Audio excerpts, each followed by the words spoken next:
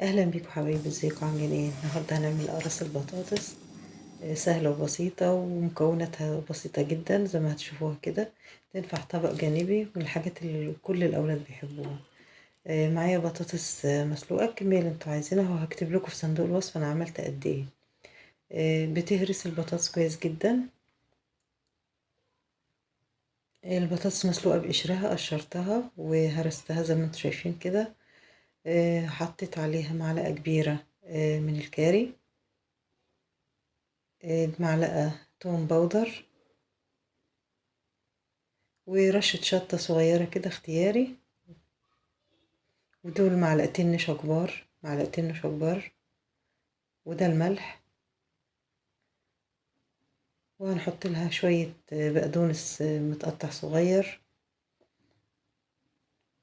معلقة كده كبيرة، ودول حوالي فص أو اتنين توم، تقدر تستغنى عنهم لو انت مش بتحب التوم فيها.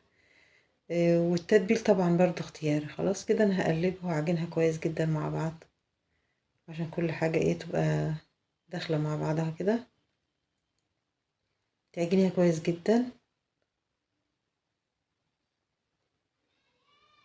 واجيب حتة زيت وهندهن ايدينا زيت، وهنعملها عبارة عن كور، وبعدين اعملها قراص كده صغيرة شبه الهمبرجر كده شوية. برضو يفضل ان كنتوا ما تكبرش الاقراص، لان لو كبرتيها هتغلبك في التحمير شوية، فالاقراص بتاعتك كل ما عملتيها صغيرة يكون افضل بكتير. خلاص، هشكل كل بكمية، وبعد كده هنروح على النار نشوف هنعملها ازاي.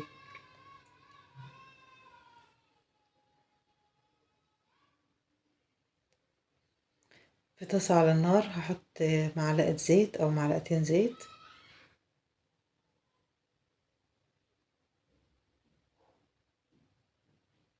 ونبتدي نرص الأقراص بتاعتنا كده. عايزة أقول لكم إن وانت بتقلبيها لازم تكوني يعني إيه بتأني شديد جدا، لأن في الوقت ده بتكون إيه بدأت الأقراص البطاطس طريت، وبتكون عايزة إيه بالراحة جدا.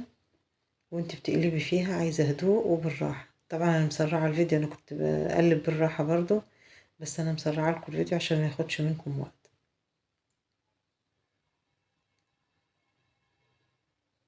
قلبي فيها بقى بالراحة واحدة واحدة. وهنا أنا حطيت زيت في أول مرة بس، اللي هما الرصة دي. خلاص، بعد كده عملت باقي الكمية من غير زيت. عايزة أقول لكم اللي من غير زيت مش هتغلفكوا قوي زي كده. هي بس دي الفرق بين دي ودي، دي بتطلع مقرمشة، تكون مقرمشة جدا جدا زي ما هتشوفوها كده، اللي هي فيها الزيت. وبتاخد وقت شوية، تخلي النار تكون متوسطة، ما تعليش عليها النار قوي، وتشتغلي برضو ايه بالراحة كده وانت بتقلبي.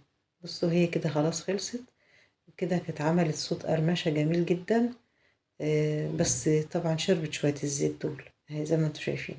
باقي الكمية انا عملتها من غير ما احط زيت في الطاسة. آه، تحمير بس كده، يعني تشوي عبارة عن اني شويتها.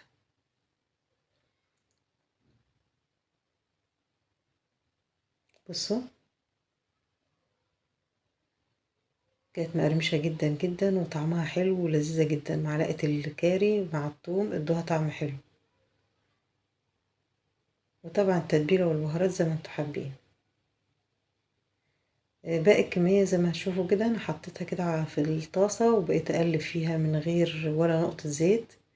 يعني هيك استكفيت بالزيت اللي انا كنت بشكل بيه، اللي هو كنت بحط في ايديا نقطة زيت كده واشكل وبس كده، ما حطيتش زيت تاني خالص في باقي الكمية. وبرده الطعم حلو جدا.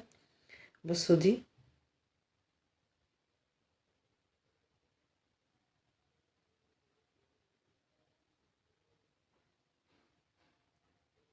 بقى بتكون مقرمشة وحلوة، اللي هي فيها زيت بس بتشرب زيت، وانتوا حرين برضو يعني ليكوا الاختيار. هي مش شربت زيت كتير، يعني الخمس اقراص اللي انا عملتهم الاولانيين خدوا حوالي معلقة زيت اللي انتوا شفتوها. باقي الكمية زي ما انتوا شايفين من غير ولا نقطة زيت. تبتدي تشوحي فيها كده شمال ويمين، وبرضو بالراحة لان وهي سخنة بتكون طرية، انما اول ما بتبرد بتلاقيها اتمسكت جدا. لما بتبرد تلاقيها ماسكة نفسها وحلوة خالص. هتعجب ولادكم جدا بجد، جربوها ان شاء الله هتعجبكم. بس وصفة سهلة وبسيطة وينفع طبق جانبي. شوية بطاطس مسلوقين، انا سلقتها بقشرها وقشرتها. تقدري تقشريها الاول وتسلقيها، بس هتاخد منك نشا اكتر شوية عشان هتكون شربت مية، انما اللي بتتسلق بقشرها مش بتاخد نشا كتير قوي. يعني دول تقريبا كانوا في حوالي 600 جرام بطاطس، فانا حطيت لهم معلقتين كبار من النشا. بس كده، ونشوفكم على خير.